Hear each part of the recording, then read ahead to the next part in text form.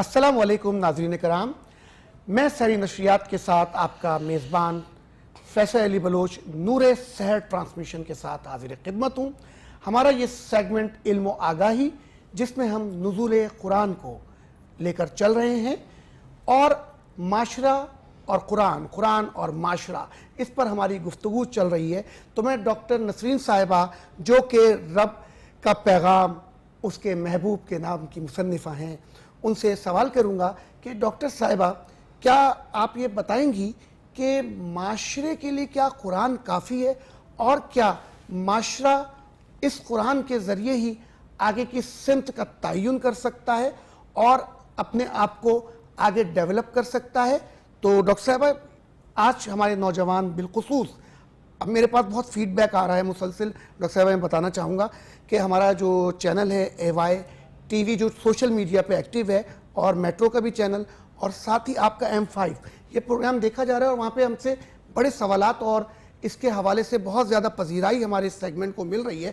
تو یہ سوال بھی ہمارے پاس ایک آیا پچھلے پروگرام کے حوالے سے کہ معاشرے کے لیے کیا صرف قرآن ہی لازم ہے اور یہ معاشرے کو سدھار پیدا کر سکتا ہے؟ تو اس پہ ڈاکٹر صاحبہ بتائیں۔ دیکھیے، آپ نے کہا کہ کیا قرآن کافی ہے؟ ہرگز نہیں۔ اگر قرآن کافی ہوتا تو اللہ تعالیٰ کو نہ انبیاء بھیجنے کی ضرورت تھی، اور نہ ہی اتنا بہترین نمونہ انسانیت کے لیے اپنا محبوب سب سے آخری نبی ساتھ بھیجنے کی ضرورت تھی، یعنی معلم کو بھیجنے کی ضرورت نہیں تھی۔ اور معلم بھی کون سا؟ جو با عمل معلم، جس کا کردار جو ہے وہ قرآن کو سمجھانے کے لیے کافی ہے۔ تو قرآن کافی نہیں ہے۔ ہمارے یونیورسٹی کے ایک پروفیسر صاحب تھے، اور مجھے افسوس سے کہنا پڑتا ہے، میں نام نہیں لوں گی، وہ اسلامک آئیڈیالوجی کے جو ہے نا اسلامک اسٹڈیز کے ڈین بھی تھے۔ ایک بچی گئی ہے ان کے پاس ریسرچ کے لیے M.Phil رجسٹر کرانے، تو انہوں نے جب اس کا تھیسس پروپوزل دیکھا تو کہنے لگے کہ نہیں بھائی، یہ تو آپ پتہ نہیں کہاں لے گئی ہیں، مڑ گئی ہیں، ہمیں ضرورت نہیں ہے کسی بھی اور چیز کی۔ اور پھر انہوں نے حضرت عمر رضی اللہ تعالیٰ عنہ کا ایک قول نقل کیا، حسبنا کتاب اللہ، بس کتاب کافی ہے۔ جو آپ کا پہلا جملہ ہی یہ تھا نا کہ کیا قرآن کافی ہے، وہی انہوں نے دہرا دیا۔ اب یہ لڑکی بڑی پریشان، چونکہ بچپن سے آخر تک اپنی طالب علمی کے زمانے میں، یعنی ماسٹرز بھی کر لیا، اب وہ M.Phil کا رجسٹر کرا رہی ہے، تو اس نے کہا کہ تو پھر اگر صرف کتاب کافی ہوتی تو پھر رسول کو بھیجنے کی اور رسولوں کو، انبیاء کو بھیجنے کی ضرورت نہیں تھی۔ اچھا، وہ میری بھی اسٹوڈنٹ رہی ہوئی تھی ماسٹرز میں، تو جو وہ مجھ سے سیکھتی تھی وہ اس نے آگے، تو وہ ناراض ہو گئی باقاعدہ، اور انہوں نے کہا کہ نہیں جی، میں ریجیکٹ کرتا ہوں آپ کا تھیسس پروپوزل، اور یہ تو میں رجسٹر نہیں کروں گا آپ کی پروفائل۔ وہ بیچاری بہت روئی وہ بچی، اور اس نے آ کر مجھ سے کہا کہ میم، یہ تو انہوں نے جو ہے مجھ سے یہ رویہ، انہوں نے ڈین صاحب نے کہا ہے کہ یہ تو ممکن نہیں ہے، چونکہ آپ تو کسی اور طرف مڑ گئی ہیں، آپ کو تو پتہ ہی نہیں ہے کہ یہ اتنے بڑے صحابی کا یہ قول ہے کہ حسبنا کتاب اللہ، حسبنا کتاب اللہ، صرف کتاب ہی کافی ہے۔ میں نے کہا اچھا، میں کل تمہارے ساتھ چلوں گی۔ میرا ڈاکٹریٹ ہو چکا ہوا تھا، میں کافی لوگوں کی سپروائزر بھی ہوں ابلاغ کے حوالے سے، میرا ماس کمیونیکیشن میں میرا ڈاکٹریٹ ہے ویسے تو، اور میرا جو تھیسس ہے وہ مور دین 500 یونیورسٹیز میں انٹرنیشنلی ریفرنس میں لگا ہوا ہے، پڑھایا جاتا ہے۔ یہ ٹیلی ویژن ڈرامے پر ہے، Pakistan television drama and social change, یعنی معاشرہ جو ہے اس میں کیا تبدیلیاں آئی ہیں۔ جو سب سے طاقتور ابلاغ ہے وہ کیا ہے؟ ڈراما۔ کیوں؟ چونکہ ہمارے جیسی جو سوسائٹیز ہیں جہاں لٹریسی ریٹ اتنا پتھیٹک ہے، تو وہاں دیکھنے اور سننے، سمعی اور بصری ابلاغ ورکس اے لاٹ۔ اچھا، میں نے جا کر ان سے پروفیسر صاحب سے کہا کہ یہ میری اسٹوڈنٹ رہی ہوئی ہیں، اور ماسٹرز میں نے انہیں بہت ہیلپ کی ہے، تو یہ بچی جو ہے اس نے کیا ایسا آپ کو کہا، جواب دیا تھیسس پروپوزل میں اس کے جو لکھا ہے کہ آپ نے کہا تم رجسٹرڈ نہیں ہو سکتی ایز اے اسٹوڈنٹ؟ کہنے لگے میں نے بس جو جواب ان کو دیا وہی آپ کو دے رہا ہوں۔ تو میں نے کہا میں اسی لیے آپ سے ایک ریکویسٹ کرنے آئی ہوں، بلکہ لکھ کر میں وائس چانسلر صاحب کو بھی بھجوا رہی ہوں کہ کل سے یونیورسٹی کے سارے پروفیسرز اور اسسٹنٹ پروفیسرز اور لیکچرارز کالجز کے، ان کو گھر بھیج دیا جائے، کتاب کافی ہے، کورس پراسپیکٹس ان کو دے دیا جائے، یہ بچے گھروں پر پڑھیں گے، نہ یونیورسٹی کی ضرورت ہے اور نہ ہی اساتذہ کی ضرورت ہے، خود پڑھ لیں گے، امتحان دے دیں گے، پاس ہو جائیں گے۔ کہنے لگے بھائی دیکھیے جس زمانے میں قرآن نازل ہوا اس وقت تو یونیورسٹیاں نہیں تھی. میں نے کہا مسجد نبوی ہی سب سے بڑی یونیورسٹی تھی. اصحاب صفہ جہاں پہ اصحاب صفہ جہاں پڑھتے تھے, جہاں سارے اصحاب جمع ہوتے تھے اور آپ وہاں بیٹھ کر تعلیم دیتے تھے اور قرآن کو سمجھاتے تھے اور ان کا عمل سامنے ہوتا تھا اصحاب کے. کوئی اٹھ کر یہ جرت نہیں کر سکتا تھا کہ جناب نعوذ باللہ آپ جو بات کہہ رہے ہیں کہ قرآن یہ کہہ رہا ہے, یہ وہی آئی ہے, آپ نے تو اس پہ کبھی عمل نہیں کیا. نعوذ باللہ نعوذ باللہ نعوذ باللہ. اب وہ صاحب جو تھے نا وہ تھوڑے سے کہنے لگے آپ کون ہیں؟ میں نے کہا آپ کون ہیں سر, آپ کی کیا مراد ہے؟ میں کراچی یونیورسٹی کی اسٹوڈنٹ رہی ہوں, میں نے یہاں سے ماسٹرز کیا ہے, ٹھیک ہے. پھر میں نے ان کو بتایا کہ میرا یہ ڈاکٹریٹ کا تھیسس ہے اور یہ پہلا تھیسس ہے ابلاغ پر جسے خود کراچی یونیورسٹی نے پبلش کیا. یونیورسٹی کسی کے تھیسس پبلش نہیں کر سکتی, but this was the first thesis of its kind. اس سبجیکٹ پہ کبھی کام ہی نہیں ہوا تھا, جبکہ اس پر کام بہت ہوا. معاشرے میں بہت تبدیلیاں آئیں پی ٹی وی ڈرامے سے. میں پی ٹی وی ڈرامے پر تھا, صرف ڈرامہ نہیں, پی ٹی وی ڈرامہ. کہنے لگے اچھا, تو میں نے کہا دیکھیں بس میں تو یہی ایک ریکویسٹ کر سکتی ہوں کہ آپ کو طالب علموں کے سامنے ایک ماڈل کے طور پہ سامنے آنا چاہیے, چونکہ ہمارے رسول ایک ماڈل ہے. آپ نے حضرت عمر رضی اللہ تعالیٰ عنہ کے جس قول کی بات کی ہے وہ قول بھی مجھے ضعیف اس لیے معلوم ہوتا ہے کہ رسالت مآب سے ہی صرف گھڑ کر احادیث نہیں بنائی گئی, بلکہ اصحاب کرام کے نعوذ باللہ ان کے درجات کو کم کرنے کے لیے ان کے نام سے بھی بہت ساری چیزیں منسوب کر دی گئی ہیں. تو جو چیز عقل تسلیم نہیں کرتی, ہم کیسے پہچانتے ہیں کہ یہ حدیث ضعیف ہے؟ ہم کیسے پہچانیں گے کہ جن صحابہ کا کردار یہ ہے وہ ایسی بات کر سکتے ہیں, ٹھیک ہے نا. اور اگر انہوں نے یہ بات کرنی تھی تو وہ ذرا رسول کی زندگی میں کر کے بتاتے, ٹھیک ہے نا. رسالت میں آپ کی زندگی میں تو انہوں نے یہ نہیں کہا کہ جی بس قرآن آ گیا ہے, پورا 23 سال گزر گئے, نازل ہو گیا, ہم نے دیکھ لیا, اب آپ کی ضرورت نہیں ہے. ڈاکٹر صاحب دیکھیے یہ جو ایک بہت بڑے عالم دین تھے اب ہمارے درمیان, یہ ڈاکٹر اسرار احمد صاحب, کیا بات ہے. انہوں نے بھی فرمایا کہ اس صدی کا سب سے بڑا فتنہ منکر حدیث ہے, رسول کی بات کو رد کرنے والا, جی یہ سب سے بڑا فتنہ ہے. جی. تو میں نوجوانوں کو خاص طور پہ کہوں گا کہ ایسے لوگوں سے بچیں جو حدیث کو رد کرتے ہیں. لیکن ایک بات خاص طور پہ رکھیے, ڈاکٹر صاحبہ نے فرمایا کہ ہماری عقل, قرآن کو فرقان بھی کہا گیا ہے, فرق کرنے والا, وہ فرق کو واضح کرتا ہے. تو آپ نے یہ دیکھنا ہے کہ یہ قرآن اس حدیث سے مطابقت یہ آیت رکھ رہی ہے یا بات رکھ رہی ہے, کیا یہ بات رسول کے کردار سے مطابقت رکھ رہی ہے, جو کردار ہمارے سامنے ہے رسول کا. تو لہٰذا جو ہے ہمیں یہ دیکھنا پڑے گا کہ یہ تمام چیزوں کو مد نظر رکھتے ہوئے کہ ہمیں منکر حدیث بھی نہیں ہونا, اور اس حدیث یا اس قول کو کسی بھی صحابہ کرام سے جو منسوب کیا جا رہا ہے اس قول کو باقاعدہ قرآن ہمارا تعلیق کرتا ہے, اس کا فرق بتاتا ہے, اس کو اس کے میزان پہ پرکھا جا سکتا ہے یا نہیں, تو ہمیں ماننا پڑے گا ان چیزوں کو. یقیناً قرآن ادھورا ہے رسول کریم صلی اللہ علیہ وسلم کی اسوا کے بغیر, رسول کریم کی تعلیمات کے بغیر. تو ناظرین کرام, علم و آگاہی کا یہ سیگمنٹ جس میں ہم نزول قرآن اور قرآن اور معاشرے کو لے کر آگے بڑھ رہے ہیں, یہاں اختتام پذیر ہوتا ہے. ہم اس کے اگلے سیگمنٹ میں پھر آپ سے ملاقات کریں گے. اپنے ہوسٹ فیصل علی بلوچ کو اور ڈاکٹر نسرین صاحبہ کو اجازت دیجیے. السلام علیکم. السلام علیکم, میں ہوں مشیر حسین. میں ایک ٹائی چی ٹرینر ہوں. یوگا, مارشل آرٹس, سائیکالوجی سے میرا تعلق ہے. آپ دیکھ رہے ہیں پروگرام نور سحر اور اس سیگمنٹ کا نام ہے مینٹل ہیلتھ, اور آج کا ٹاپک ہے توکل. اب سوال یہ ہے کہ یہ اللہ پر توکل ہوتا کیا ہے؟ ہم کیوں اتنے الجھ جاتے ہیں, کبھی اتنے پریشان کیوں ہو جاتے ہیں؟ میں نے پچھلے ایک سیگمنٹ میں کہا تھا, آیت کو کوٹ کیا تھا کہ خدا صبر کرنے والوں کے ساتھ ہے. تو جب خدا آپ کے ساتھ ہے تو ہم پریشان کیوں ہو جاتے ہیں؟ تو ایک جملہ میں نے انگلش میں پڑھا تھا, ٹو ہولڈ یور گراؤنڈ. اس کا کیا مطلب ہے؟ کہ ہم ثابت قدم رہیں, اپنی جگہ سے نہیں ہلنا, نو میٹر واٹ. جب ہم نے رب پہ بھروسہ کر لیا تو پھر مسئلہ ہی نہیں ہے. لیکن اگین بات وہی آ جاتی ہے کہ ایسا نہ ہو کہ ہمارا اپنا حصے کا جو کام ہے وہ ادھورا چھوڑ دیا اور کہا کہ سب اللہ ٹھیک کر دے گا. ایسا بھی نہیں ہے. تو اب بات یہ ہے کہ بہادری کیا ہے اصل میں. چلیں ایک سوال ہے کہ واٹ از بریوری, ویلر. کہ ضروری نہیں ہے کہ بہادر وہ ہو جو میدان جنگ میں جا کے گولیاں چلائے, توپ چلائے. ہم بھی زندگی کی ایک جنگ کو لڑ رہے ہیں روز. صبح سے لے کے شام تک. اور پتہ نہیں دنیا میں کتنے ایسے لوگ ہیں جو رات کو سوتے ہیں ایک اپنے مسائل لے کر. تو ایک خدا سے دعا کر لیں, بات کر لیں تھوڑی سی رب سے کہ میں تو سو رہا ہوں, امید کرتا ہوں کہ صبح اٹھوں تو سب ٹھیک ہو گیا ہو یا کچھ میرے معاملات ٹھیک ہو گئے ہوں. ایک دکھی دل سے جب آواز نکلتی ہے تو وہ کیا اوپر نہیں جائے گی؟ وہی سب سے پہلے اوپر جائے گی. اور یہی اس اسپرٹ کا رمضان کی حاصل ہے کہ شب میں تنہائی میں ہم رب سے باتیں کریں.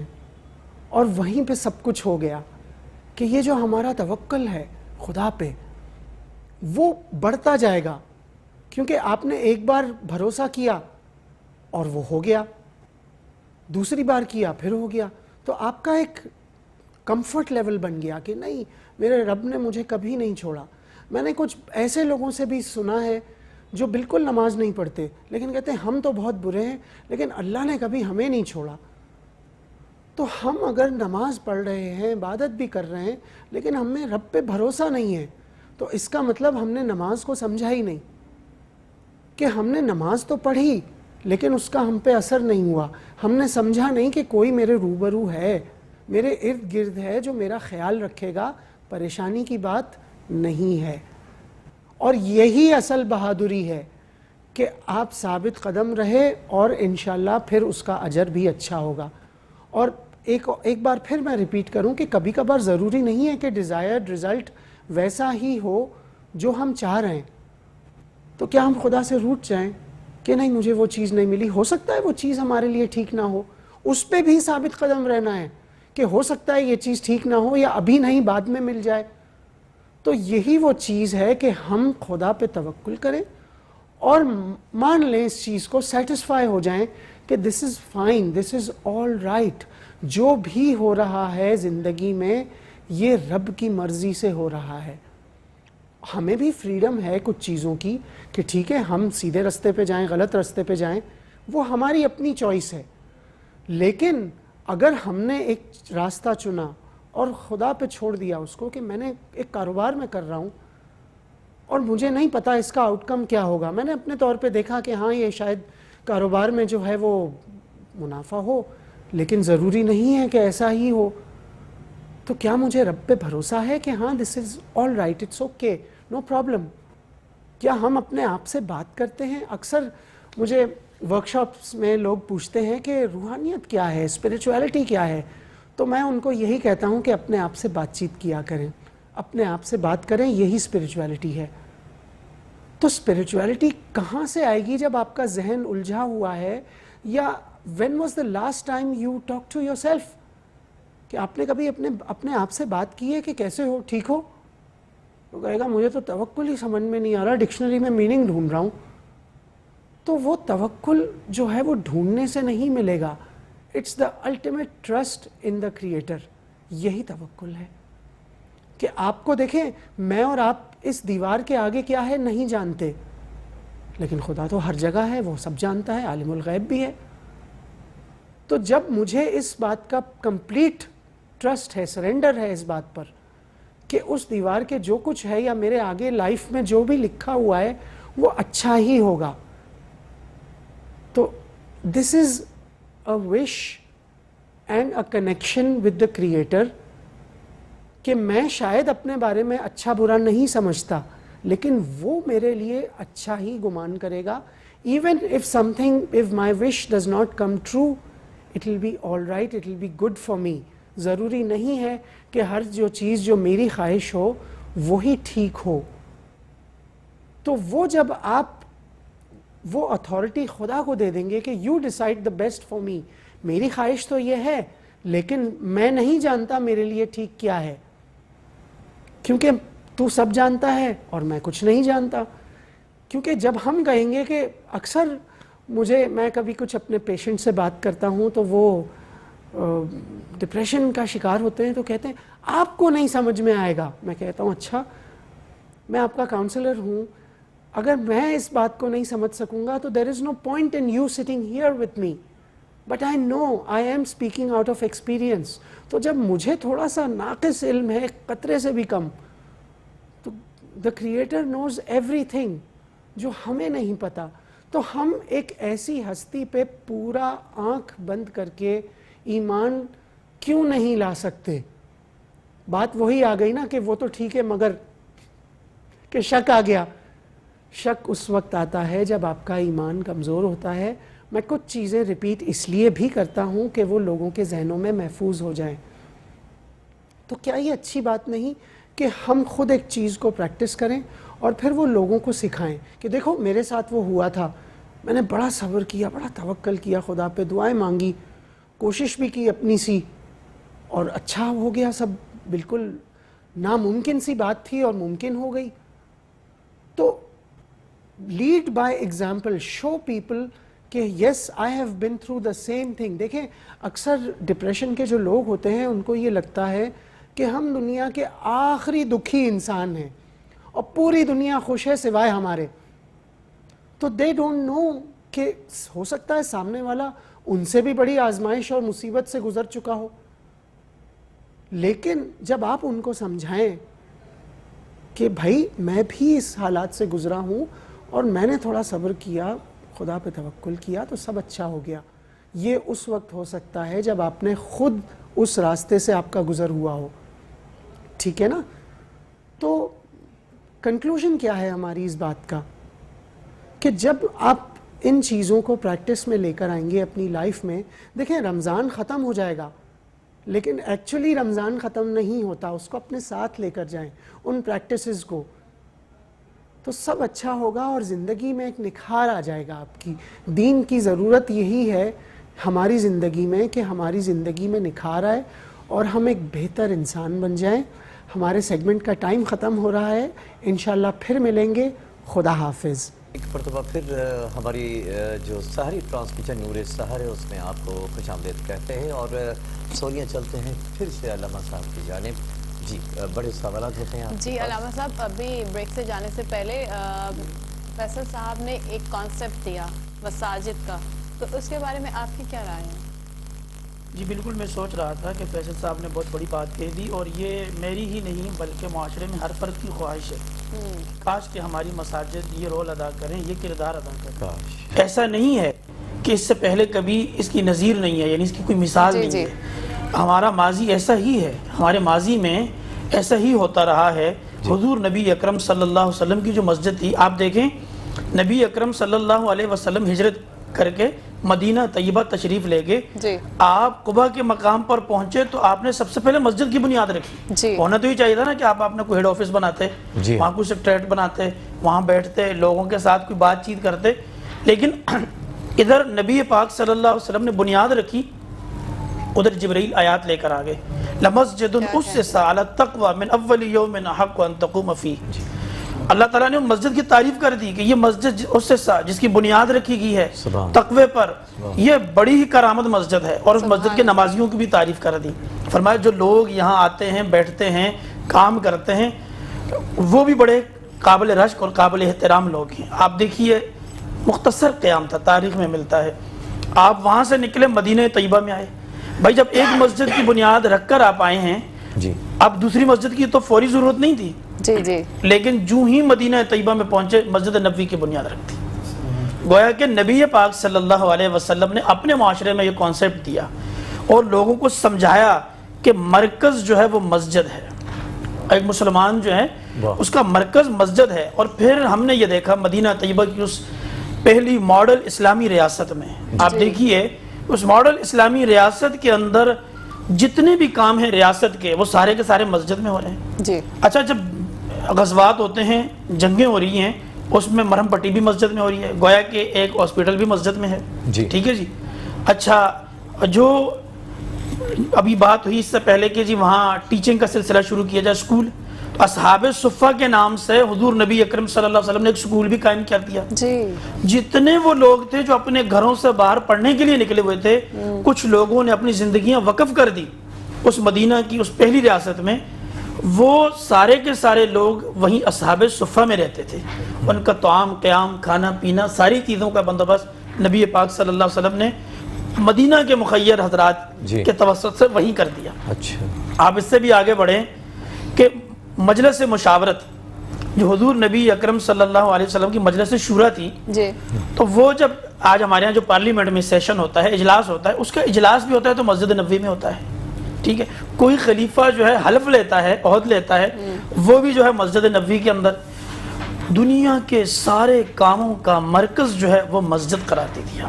فرمایا یہ مسجد ہی ہے جس سے تمام تر مسلمان اور تمام رعایا، مسلمان اور غیر مسلم بھی، غیر مسلموں کو بھی مسجد سے استفادہ اور فیض ملے گا، مسجد سے استفادہ کریں گے. کیونکہ جو مسکین، غربا، فقراء اس ریاست کے رہنے والے لوگ تھے، ان کے لیے بھی جو انتظام ہوتا تھا مسجد سے ہوتا تھا. پھر آپ دیکھیں اس وقت سے لے کر جب تک مسلمانوں کو دنیا میں عروج نصیب ہوا، ہر زمانے میں دیکھا کہ مسجد کو یہ فوقیت حاصل تھی. خلافت عثمانیہ کی تاریخ اٹھائیں تو اس میں بھی آپ دیکھیں کہ مسجد ہی جو ہے باقاعدہ مرکز تھا، اور مسجد ہی کے اندر جس طرح بھی مدرسے کی بات کی، تو میں یہاں ایک بات اور ایڈ کرنا چاہوں گا جو بہت ضروری ہے. وہ یہ ہے کہ دیکھیں مدارس جو اس وقت ہماری مساجد میں قائم ہے نا، یہ میں سمجھتا ہوں کہ تعلیم اور روٹی کے ساتھ شیلٹر مفت فراہم کر رہے ہیں، اور تقریباً 60% نہ صحیح تو 40% ضرور خواندگی کو کم کرنے کا ذریعہ بنے ہوئے ہیں اس معاشرے کے اندر. ان کا بوجھ اٹھایا ہوا ہے بچوں کا.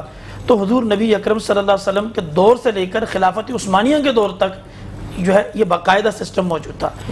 اب سے کچھ عرصہ پہلے گاؤں دیہاتوں میں، گوٹھوں میں، کچی آبادیوں میں جہاں مسلمانوں کی بستیاں تھیں، وہاں پر بھی یہ سسٹم تھا کہ مہمان آئے تو مسجد میں ٹھہرے. نکاح ہو، جس طرح نکاح کی بات کی، نکاح ہوگا تو مسجد میں ہوگا. نبی علیہ السلام نے فرمایا سب سے بابرکت نکاح وہ ہے جو مسجد میں ہو. ٹھیک ہے، اب مسجد کے اندر ہو رہا ہے، کوئی اور تقریب ہے مسجد میں ہے. اچھا، ہم نے یہ بھی سنا اور پڑھا کہ اس سے پہلے جو ہمارے بزرگ تھے، ابھی کی بات ہے، کوئی بہت زیادہ کی نہیں ہے، آج سے کوئی 20-25 یا 40-50 سال پہلے جو بزرگ تھے، وہ جب بھی کوئی محسوس کرتے کہ کوئی پریشانی ہے، کوئی تکلیف آ رہی ہے، تو فوراً مسجد میں جاتے، وہاں لنگر کا اہتمام کرتے، لوگوں کے لیے خیرات کا اہتمام کرتے. یعنی ایک چیریٹی ادارہ بھی مسجد تھا. لیکن بدقسمتی سے اس وقت ہمارے معاشرے کے اندر یہ بھی ایک استحصال ہے کہ مسجد کو یہ رول ہم نے ختم کر دیا، مسجد کا رول ختم کر دیا. اب دو چیزیں ہیں، آخری بات یہ کروں گا، دو لوگوں کی ذمہ داری ہے، دو قسم کے لوگ ہیں. ایک معاشرے کے عام افراد. میری اور آپ کی ذمہ داری ہے کہ ہم مسجد کو دوبارہ سے مرکز بنائیں اور اس مرکز کو بحال کرنے کی کوشش کریں. ہم اپنا کلیدی کردار ادا کریں محلے کی سطح پہ، کمیٹیوں کی سطح پہ، جہاں ہو سکتا ہے. اس سے بھی اوپر کا جو رول ہو سکتا ہے وہ ہماری ریاست کا ہے. بحیثیت ریاست مساجد کو جو ہے پھر سے وہ کردار سونپا جائے اور مساجد کو مراکز بنایا جائے. جس طرح بہت اچھی بات فیصل بھائی نے کی کہ کووڈ کے سیشن میں، اور پھر ابھی جس طرح مہنگائی، مارا ماری، افراتفری ہے، اور یوں سمجھیں کہ لوگوں کو ایک نوالے کے لیے ترس رہے ہیں، کھانے کو کچھ نہیں مل رہا. اگر مساجد کی سطح پر ایک امام مسجد کے پاس لوگ یہ بھی کہتے ہیں امام صاحب میرے پاس آج کھانے کے لیے کچھ نہیں ہے، یہ بھی کہتے ہیں امام صاحب میرے پاس زکوٰۃ کا مال ہے، میں کسے دوں، دونوں طرح سے لوگ امام سے ٹچ ہوتے ہیں. ٹھیک ہے جی، اگر مساجد کی سطح پر یہ کردار دوبارہ سے بحال ہو جائے تو یقین جانے ہمارے معاشرے میں یہ جو افراتفری، مارا ماری، یہ جو ہم پیشہ ور بیکاریوں کو جو ہے نا اپنا مال دے کے ضائع کر رہے ہوتے ہیں، یہ ساری چیزیں ختم ہو جائیں. مفتی صاحب قطع کلامی ہو رہی ہے. ساتھ ساتھ یہ بھی ہم جاننا چاہیں گے کہ کیا مسجد کو کمیونٹی سینٹر کے طور پر استعمال کیا جا سکتا ہے؟ بالکل کیا جا سکتا ہے. میں نے ابھی جو اس کی مثالیں دی اس سے پہلے، بالکل ہے. یہ ساری مثالیں مدینہ طیبہ کی اور اس سے پہلے قبا کی ہیں، یعنی نبی پاک صلی اللہ علیہ وسلم کے دور کی، اور ہماری جو ماضی ہے، ہمارے ماضی جو شاندار ماضی ہے، اس ماضی کی یہ مثالیں ہیں کہ مسجد کو ہمیشہ جو ہے ایک مرکز کے طور پر استعمال کیا گیا ہے، اب بھی کیا جا سکتا ہے. لیکن میں کہہ رہا ہوں نا کہ ہم نے ایک ایسا تصور دے دیا کہ آپ نے ایک تو بدقسمتی سے یہ جملہ بھی مجھے ایڈ کرنا پڑ رہا ہے کہ مسجدوں پہ لکھ دیا ہے یہ فلاں مسلک کی ہے، یہ فلاں مسلک کی ہے، یہ فلاں مسلک کی ہے. یہ ہم مانے نہ مانے، یہ ہماری تقسیم تقریباً ہمیں ماننا پڑے گا کہ ہو چکی ہے. اب ایک تو ہم یہاں تک آگے، اس کے بعد یہ ہے کہ اس مسجد میں جی ہم ٹائم پیریڈ ہیں کہ بھائی آپ نے نماز پڑھنی ہے، نکل جائیں. مسجدوں کو تالے لگ گئے، مسجد میں کوئی کام نہیں ہے، مسجد میں ایون لوگ بیٹھ کے مشورہ بھی نہیں کر سکتے. آپس کے جو مصالحتی کمیٹیاں یوسیز کی سطح پر، یونین کونسل کی سطح پہ ہونی چاہیے، میرے خیال سے وہ بھی مسجد کی سطح پہ بننی چاہیے. ہر مسجد کے اندر ایک مصالحتی کمیٹی ہو. इसमें एक बड़ी खूबसूरत बात याद आई जो हम अपने यहाँ कर रहे हैं काउंसलिंग का, कि इस वक्त तलाक की शरह बढ़ती जा रही है। नए जोड़ों में जो दरारें पड़ती हैं, लड़ाइयाँ और झगड़े हैं, अगर मस्जिद की सतह पे काउंसलिंग शुरू हो जाए, यकीन जाने 20 लोगों के घर उस महल्ले में ही बच जाएं, टूटने से बच जाएं, कि मस्जिद की सतह पे काउंसलिंग हो रही है, मस्जिद की सतह पे निकाह हो रहा है, मस्जिद की सतह पे मसालहती कमेटियाँ बनी हुई हैं जो लोगों के मसाइल हल कर रही हैं, छोटे मोटे झगड़े जो हैं ख़त्म कर रही हैं। वहीं जो मार्केट है, बाज़ार है, उस हवाले से मुख्तलिफ मामलात को मिल बैठ के तय कर रहे हैं। मैं मुफ्ती साहब क़ता कलामी, क्योंकि एक कॉल है और हमारे कॉलर आपसे कोई सवाल करना चाहते हैं। जी अस्सलाम वालेकुम। हजरत मैंने सिर्फ अस्सलाम वालेकुम। जी जी वालेकुम अस्सलाम। अस्सलाम वालेकुम। वालेकुम सलाम। आवाज नहीं आ जी रही? बताइए। जी आवाज आ रही है? आवाज आ रही है? जी मुझे आ रही है। जी प्लीज अपना सवाल बता दीजिएगा। मेरा सवाल सिर्फ ये है कि हम जो रोजा रखते हैं इसके लिए दुआ जो पढ़ते हैं वो पढ़ते हैं कि मैंने नियत की कल के रोजे की, रोजा हम आज का रख रहे हैं, नियत कल की कर रहे हैं। थोड़ी सी मुझे इसकी तशरीह कर देंगे जरा? जी ठीक है। जी मुफ्ती साहब। जी बिल्कुल, भाई ने अच्छा सवाल किया। रमज़ान का महीना है तो बिल्कुल एक रोज़ेदार को ये फ़िक्र होनी चाहिए। देखिए ऐसा है कि अरबी में हदीस से जो हमें दुआ मिलती है, बिस्सौमी गदिन नवैतु मिन शहर रमज़ान, जी। ये जब आप नियत करते हैं ना, बेसिकली सहरी का जो टाइम होता है हम सहरी सुबह से पहले करते हैं, जी। हमारा रोज़ा बाद में स्टार्ट जी। होता है। हम उस वक्त नियत यही करते हैं कि आने वाले दिन का रोज़ा, चूँकि साफ ज़ाहिर है हम दिन में तो नहीं खा सकते, जी। जैसे ही दिन स्टार्ट होता है हमारा खाना पीना बंद हो जाता है, तो हम सहरी रात में कर रहे होते हैं। इसीलिए हम आने वाले दिन की नियत कर रहे होते हैं कि आने वाले दिन हमने रोज़ा रखना है। रमज़ानों के लिए ये सहूलत है, फ़ुक़हा ने लिखा है कि आपने यकम रमज़ान को तमाम रोज़ों की नियत कर ली, आपको नियत दोहराने की ज़रूरत नहीं है, चूँकि ये फ़र्ज़ रोज़े हैं और फ़र्ज़ रोज़े लगातार हैं तवातुर के साथ, जी, जी। पहले रमज़ान से आखिरी रमज़ान तक। तो लिहाजा आपने एक बार नियत कर ली। नियत का एक और कॉन्सेप्ट भी मैं यहाँ वादे कर दूँ अपने कॉलर को कि देखें, दिल का इरादा है, ज़रूरी नहीं है आप अरबी अल्फाज में करें या आप किसी और ज़बान में या कोई मखसूस उसके लिए इबारात पढ़ें। आपने नियत कर ली कि मैंने इस रमज़ान के सारे रोज़े अल्लाह की रज़ा के लिए रखने हैं जो मुझ पर फ़र्ज़ हैं, तो बस आपकी नियत होगी और आप बिल्कुल बेफिक्र होकर अपना रोज़ा रख सकते हैं, पूरा कर सकते हैं। मुफ्ती साहब मैं यहाँ आपसे ये पूछूंगा ना जी। कि अगर हम ये नियत ज़बान से ना भी करें जी जी तो ऑटोमेटिकली जब हम सहरी करने उठ रहे हैं तो किस लिए उठ रहे हैं? रोज़े के बिल्कुल लिए। यही बात। अच्छा, कल के दिन की बात आपने की, वो भी बिल्कुल अपनी जगह दुरुस्त है, लेकिन हमारा दिन जो शुरू होता है मगरिब के बाद शुरू हो जाता है सही। और फिर अगले दिन मगरिब तक दिन रहता है। तो अरबी के अल्फाज बिल्कुल ये आए हुए हैं, रिवायात में मौजूद हैं, जी, इसलिए हम बिल्कुल। इसको गलत भी नहीं कहेंगे, बिल्कुल मौजूद है। मौजूद है। लेकिन अगर ये ना भी कहे जाएं तो रोज़ा मौजूद है। असल में नियत जो है वो रात से होती है ना जी, जिस तरह अभी आपने बात की। जी जी। तो रात का मतलब यही होता है कि आप जब एक रोज़ा अफ्तार करते हैं तो अगले रोज़े की नियत होती है कि कल मैंने रखना है।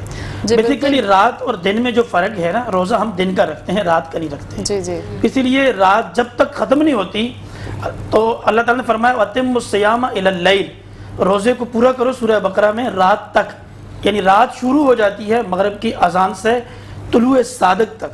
इसीलिए आप कभी भी नियत कर सकते हैं। बहुत अच्छी बात फैसल भाई ने ऐड जी की है। नाज़रीन, इस्लाम में आसानियाँ ही आसानियाँ हैं और हमारा मज़हब बहुत ही प्यारा है। और सिर्फ अगर आप नियत कर लें, आप चाहे अरबी में करें चाहे उर्दू में करें, तो आपका रोज़ा जो है वो अल्लाह ताला कबूल करेगा। और सोनिया नहीं करें तब भी हो जाएगा। जी, बिल्कुल। एक बहुत ही प्यारा सा फॉर्मेट हमारे दीन ने दे रखा है एक अच्छी ज़िंदगी गुजारने का। जी जी। अगर इसके साथ ही जो है वो हम हिबा के पास चलते हैं और उनसे एक नात सुनते हैं। जी बिल्कुल। बहुत ही खूबसूरत कलाम है और मुझे फरमाइश आई है ये कलाम पढ़ने की, तो मैं ये कलाम पढ़ने लगी हूँ। ज़हे मुक़द्दर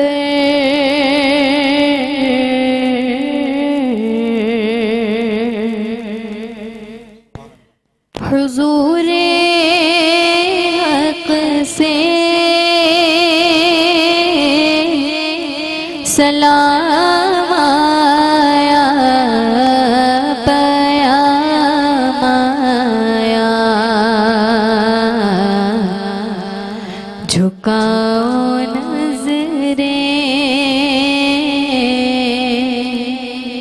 बिछाओ पलकें, ادب کا اعلیٰ مقام آیا زہِ مقدر یہ کون سر سے کفن لپیٹے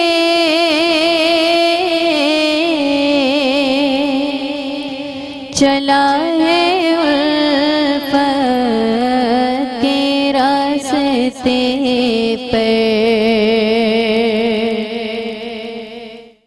یہ کون سر سے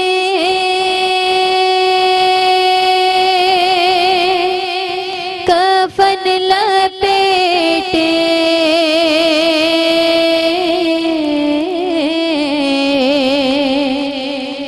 چلا ہے الفت کے راستے پر فرشتے حیرات سے تک رہے ہیں یہ کون ذی احترام آیا زہِ مقدر یہ کہنا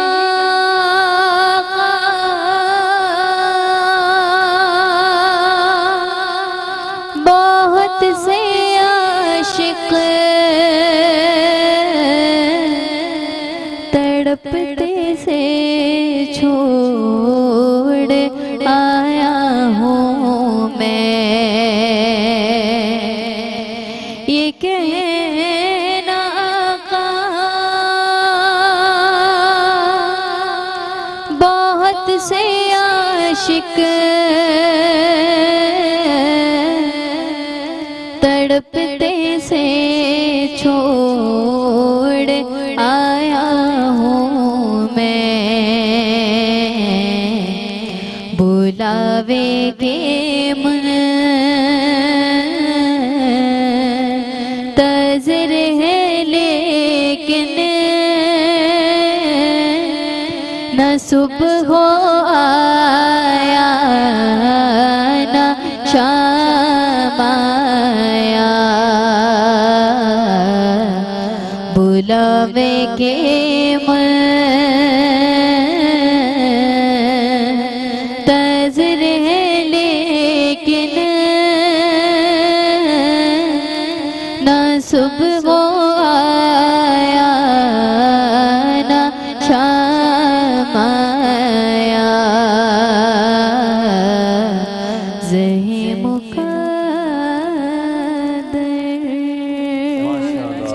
جیتی رہیے جی کہ یہ عشق نہیں آسان، واہ بس اتنا سمجھ لیجئے کیا بات۔ ایک آگ کا دریا ہے اور ڈوب کر جانا ہے۔ ماشاءاللہ اللہ پاک ہم سب کو یہ درد دل عطا فرمائے۔ جی آمین صبح آمین آمین صبح آمین مفتی صاحب آپ کی تشریف آوری پر آپ کے بے انتہا ممنون ہیں، حاضرین و ناظرین سب آپ کا شکریہ ادا کرتے ہیں۔